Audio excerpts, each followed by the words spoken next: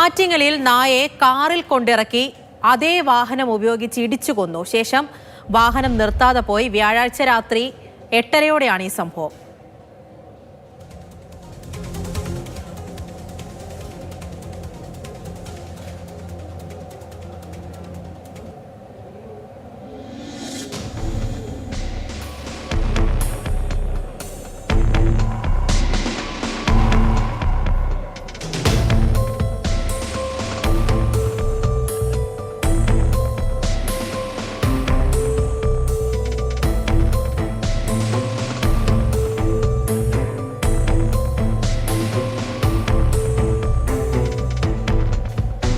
ഇന്ദുലേഖ രേണു വിവരങ്ങളുമായി ചേരുന്നുണ്ട്.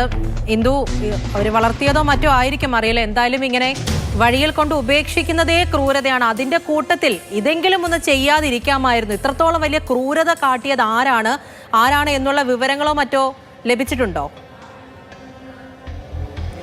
പൂജ, ആറ്റിങ്ങൽ കാട്ടുംപുറത്ത് കഴിഞ്ഞ വ്യാഴാഴ്ച രാത്രി 8:30-യോടെയാണ് ഈ സംഭവം നടക്കുന്നത്.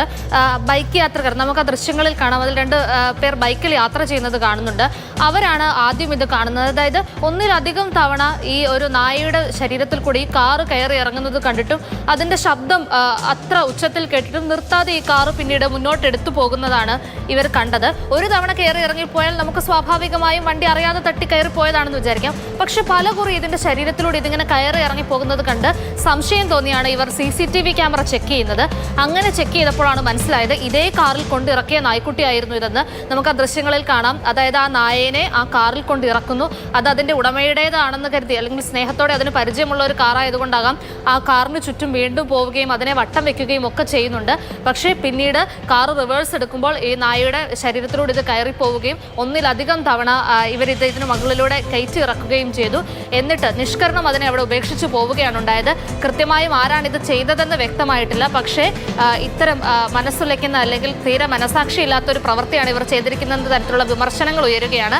എന്തായാലും ഇത് ആരാണെന്ന് കണ്ടെത്താനുള്ള നീക്കങ്ങൾ ആരംഭിച്ചിട്ടുണ്ട്. പൂജ, അതെ, ശരി. ഇന്ദുവാണ് വിവരങ്ങൾ നൽകിയത്. ഈ വീട്ടിൽ വളർത്തുന്ന മൃഗങ്ങളെയൊക്കെ തന്നെയും ഇത് വഴിയിൽ തന്നെ ഉപേക്ഷിച്ച് പോകുന്നതും ഉടമയില്ലാത്തൊരു അവസ്ഥയിൽ ഇരിക്കുന്നതൊക്കെ പലപ്പോഴും നമ്മൾ സംസാരിക്കുന്ന കാര്യമാണ്. ആ കാഴ്ചയൊക്കെ പോലും വേദനിപ്പിക്കുന്നതാണ്. അതിനിടയിലാണ് അത് ചെയ്ത് അതിനുശേഷം ഇത്രയും വലിയൊരു ക്രൂരത കൂടി കാട്ടിയിരിക്കുന്നത്.